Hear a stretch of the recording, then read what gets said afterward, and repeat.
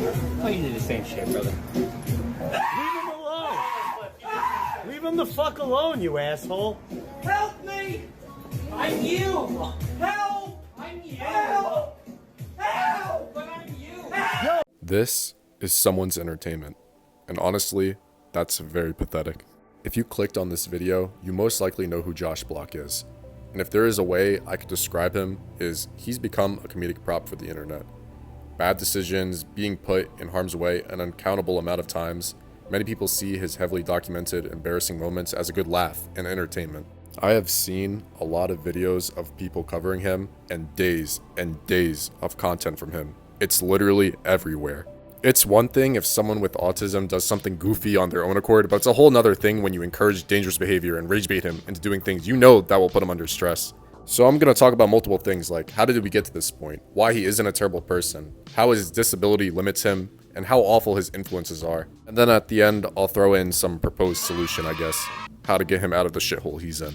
Before I dive deeper into the video, I just wanted to let you guys know 78% of the people who've been watching my videos have not been subscribed. I ain't trying to be the subscriber police, but please subscribe, like the video, comment. It really helps my channel get off the ground, and I appreciate you guys. Alright, back to the video.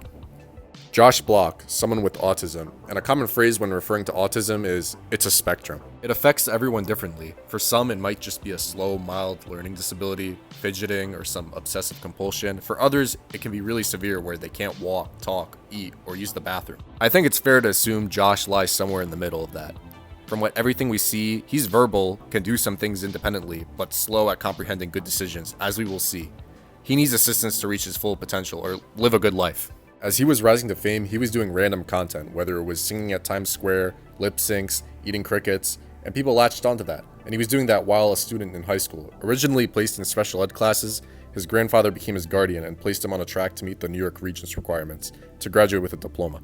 And you know, these are some pretty commendable achievements, doing all this while dealing with the challenges that were thrown at him. So he graduated, he blew up on TikTok, he's 18, he's good to be independent, functioning member of society, keep rolling with his life, am I right? No! That is not the method. Think of Joe Swanson, bro's legs don't work, right? Doesn't matter if he's 30 or 60, his legs don't work forever. Well, except for that one episode.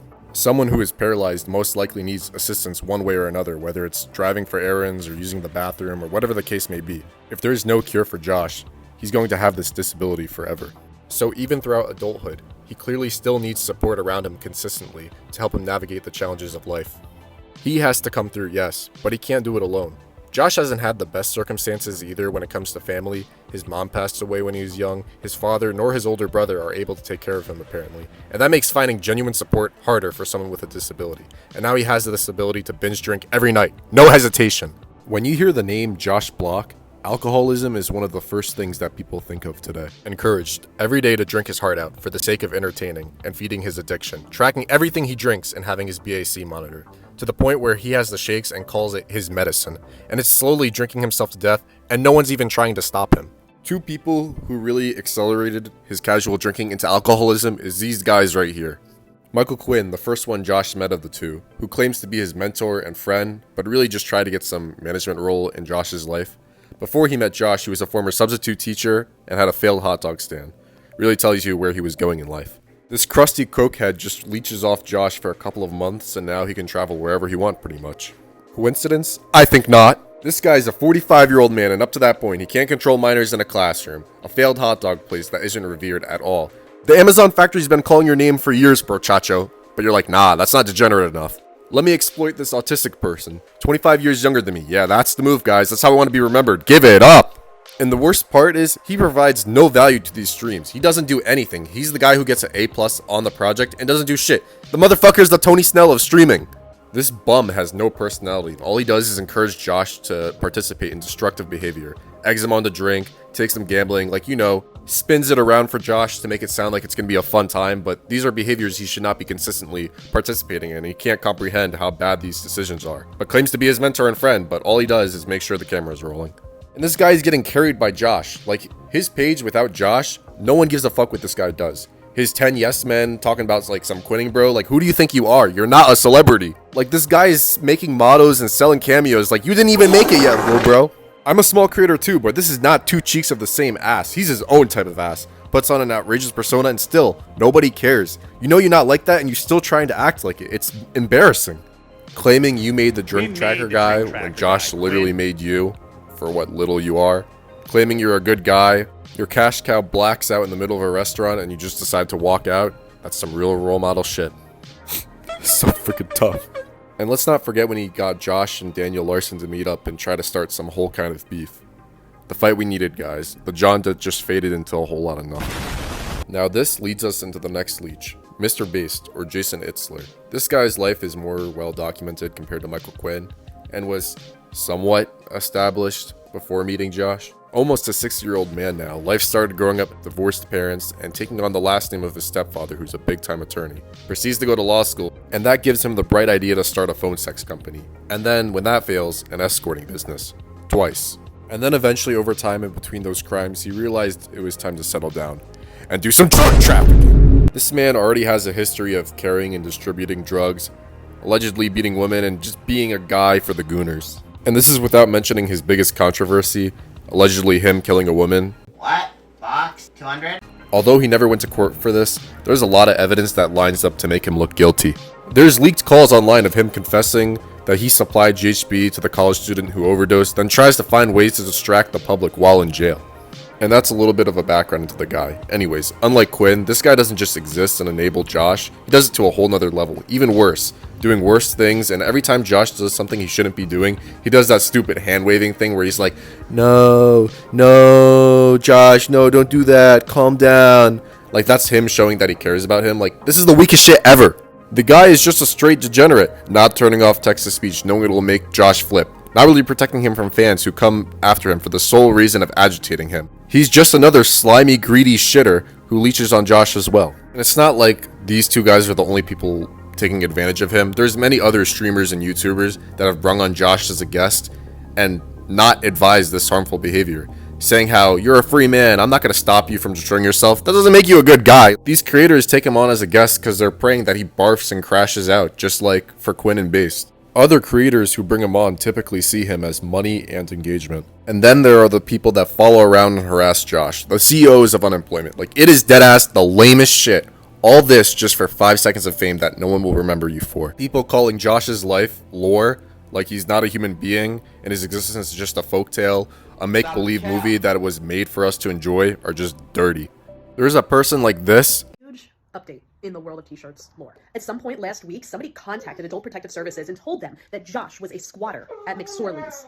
Can't you see we're doing a breakthrough here, honey? Whose vote is equal to yours. Like, bitch, don't you have a family to see? I think we all get the idea that Josh's influences are trash, but he doesn't understand that people are using him and they don't care about him. There are some out there that believe Josh deserves all the bad that comes his way because he stomped on a fish or hit people. The people around him don't even try to stop him from doing anything terrible. Like, let's take the fish video. The guy recording him didn't even seem to care that he was stomping on a fish. Do you think he feels any remorse? No, he just wanted to make sure the camera was still on. He's not like everybody else with a normal functioning brain. He doesn't understand emotion like a normal person does. What's right and what's wrong. It just depends on who's around him whispering in his ear. He can't just grow up like most people and consistently make safe decisions for himself. It's a part of his disability. He needs someone that could be that lifeline for him. And unfortunately, that's not there right now. The people who think he's just straight evil need to understand that he can't comprehend the magnitude of how bad his behavior is on a deeper level. To him, a sorry would just cut it. No remorse, nothing like that. Now comes the potential solution. How does Josh's behavior and exploitation stop?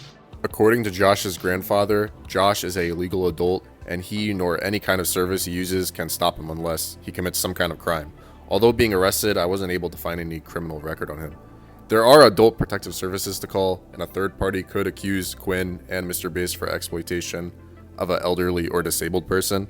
Endangering the welfare of an incompetent person is a crime in New York, and proving Josh to be incompetent doesn't seem like it would be that much of a challenge. The challenge would be firmly proving and collecting the right documentation to prove both of these guys were endangering Josh.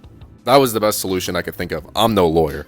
In conclusion, I get people with autism do some things that you wouldn't expect that just make you naturally laugh at. And you'll see clips of them online just being goofy, but on the other side, there's a person living life out there. And to only care if he's alive to put on another show for the degenerates is just a shame. For example, I work with people that have mental disabilities, was driving someone home from school one day, full out raging on their phone. And I looked back and I knew they were playing something, so I was like, oh, what game are you playing? He's like, oh, cut the rope. I was like, we are not dead out. You know, that's pretty goofy, that's pretty silly, but you know, trying to make someone like Josh miserable to be the butt of your joke is pretty shitty, and that's just my take. And to people that think he's actually happy, he wasn't biting himself before he met all these people, I'm just saying. Anyways, that's pretty much it. It took a while to make this video, so if you made it to the end, thank you very much. We're still trying to get to 1,000 subscribers before 2025 ends, so please subscribe, show support, like, and comment. I'm going to be churning out more videos coming soon, and I think it's time I make a sequel to my rappers video. I think that'll be the next one. Alright, I'm dragging it. Stay safe. Like and